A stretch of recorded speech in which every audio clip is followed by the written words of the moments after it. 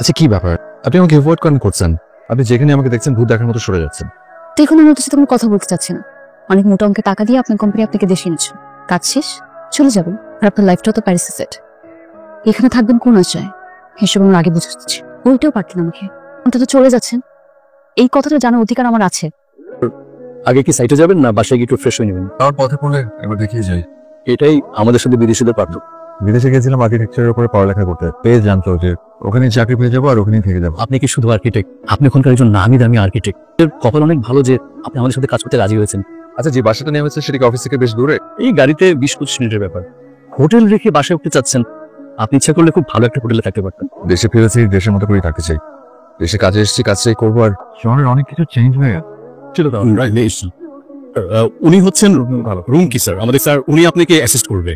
আপনার সাথে তো কথা হয়েছিল আমার, রাইট? এখন কাজ শুরু করি। ডিজাইনটা এনেছেন তো, রাইট?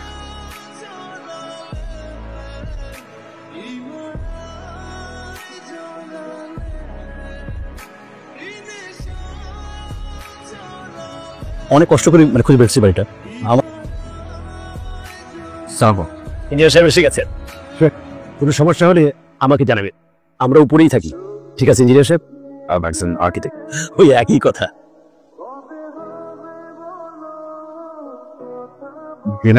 দিন। ওকে ওকে, ঠিক আছে। তেরের মতো করছে। হ্যাঁ, এটা কিন্তু খুব বেশি দাম হয়ে গেছে। এখন চেয়ার আপনি সেই ইঞ্জিনিয়ার? সেই প্যারিস ইঞ্জিনিয়ার যেখানে থাকতে এসেছেন? আমি একজন আর্কিটেক্ট, কাজ এসেছি। কিন্তু আপনি কে? ঐশী, আমি ঐশী। সানিয়াত। আপনাকে আব্বু রাতে আমাদের বাসায় দাওয়াত দিয়েছে। আমার তো রাতের খাবারের ব্যবস্থা হয়ে গেছে। খাবার কথা ফ্রিজে রেখে দেবেন। আপনি তো বাঁচিয়ে দিলেন একদম আইডিয়াটাকে, আমি জানতামই না। তো ডিনারে দেখা হচ্ছে। ফিরেছেন এতদিন হয়ে গেল, তাই ভাবছিলাম অন্তত একদিন একসঙ্গে বসে খাওয়া উচিত। আজকে সেটা হলো। আপনি এসছেন, খুব ভালো লাগছে। যদি ওইসবের কোনো কিছু দরকার ছিল না, তারপর অনেক ধন্যবাদ। সবকিছু উনি রান্না করেছেন। ঐশী ছাড়া আর কে করবে? ওর মানে আপনার বিরক্ত লাগলে আমাদেরকে বলে দিয়ে। বিরক্ত কেন হবো? আমি তো ওখানে একাই থাকি। দেশে ফিরে যে এরকম পারিবারিক একটা আবহাওয়া পাবো আমি ভাবিও নি। আমি চাইলে এখানে হোটেলেই উঠতে পারতাম। দেশে এসে যদি হোটেলেই থাকি তাহলে দেশে আসলাম কেন? ওর সঙ্গে কথা বলে তুমি, আমার ওষুধ খেতে হবে। আসবে কিন্তু। রান্না আসলে ভালো ছিল। দেশে থাকলে বোধহয় মোটাই হয়ে যাবে। আপনাকে নিশ্চয়ই রোজ দাওয়াত দিয়ে খাওয়াবো না? মাঝে মাঝে তো খাওয়াবেন, তাতেই চলবে। কোনো কিছু লাগলে জানাবেন, no hesitation. Sure. Good night. Good night.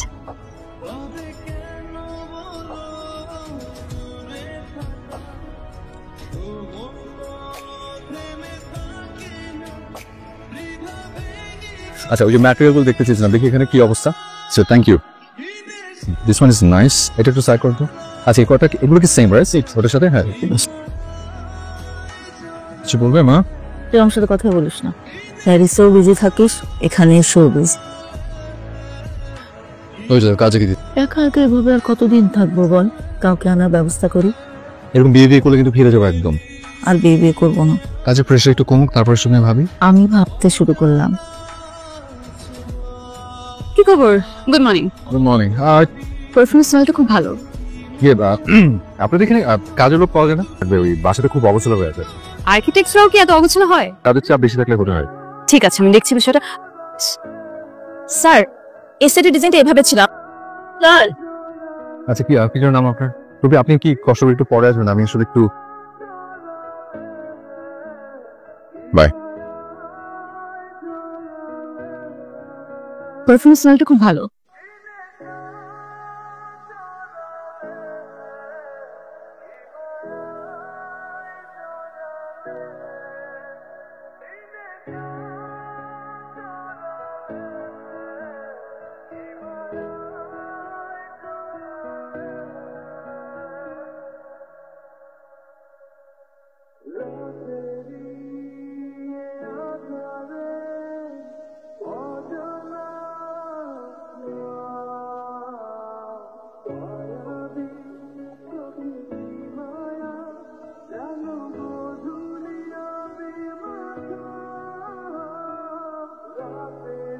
এখানে কি করছেন?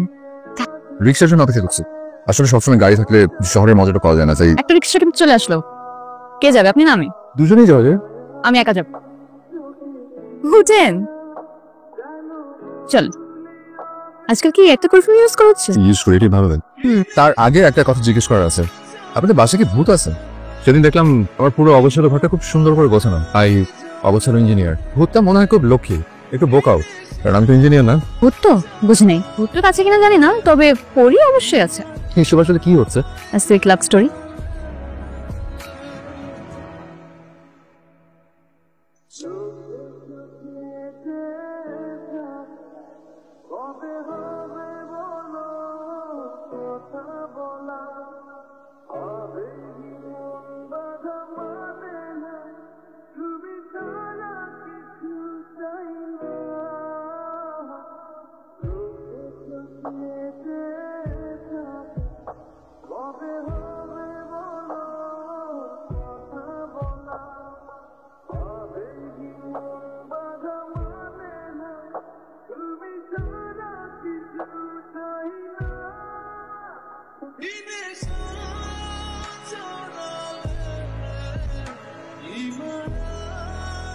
Anyways, it was a great day for me.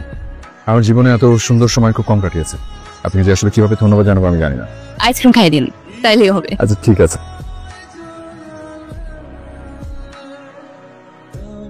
Hello, খাওয়া হলো? আমার খাওয়া নিয়ে খুব চিন্তায় থাকেন। মোটা হয়ে যান। আপনি তো আর প্রত্যেকদিন দাওয়াত করে খাওয়ান না।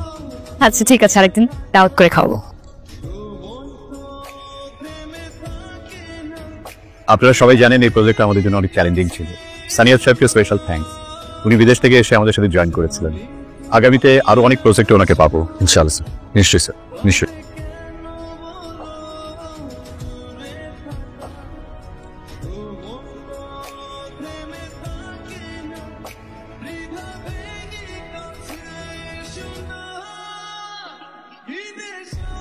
বাবা কেটের টুলেট ছড়ানো দেখলাম। সানিয়া তো চলে যাচ্ছে আগে বসে।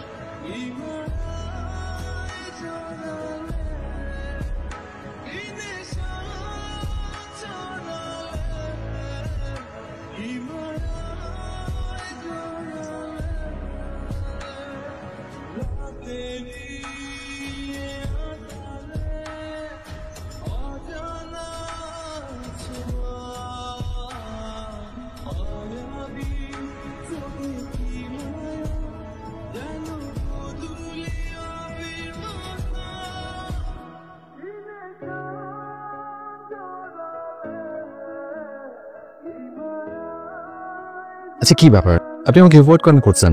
আপনি যেখানে আমাকে দেখছেন ভূত দেখার মতো সরে যাচ্ছেন। দেখুন আমি আপনার সাথে কোনো কথা বলতে চাচ্ছি না। অনেক মোটা অঙ্কের টাকা দিয়ে আপনার কোম্পানি আপনাকে দেশে এনেছে, কাজ শেষ চলে যাবেন, আর আপনার লাইফটাও তো প্যারিসে সেট।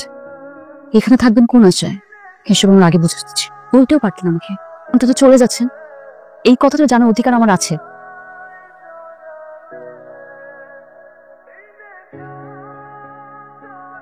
দেরি হয়ে যাচ্ছে তো। রাগ কিংবা অভিমান কমেছে কিছুটা? আপনার সাথে ভালো কিছু সময় কেটেছে, সময়গুলো আমার মনে থাকবে। ভালো থাক। আটকাবেন না? সে অধিকার আমার নেই। যদি থাকে তাহলে?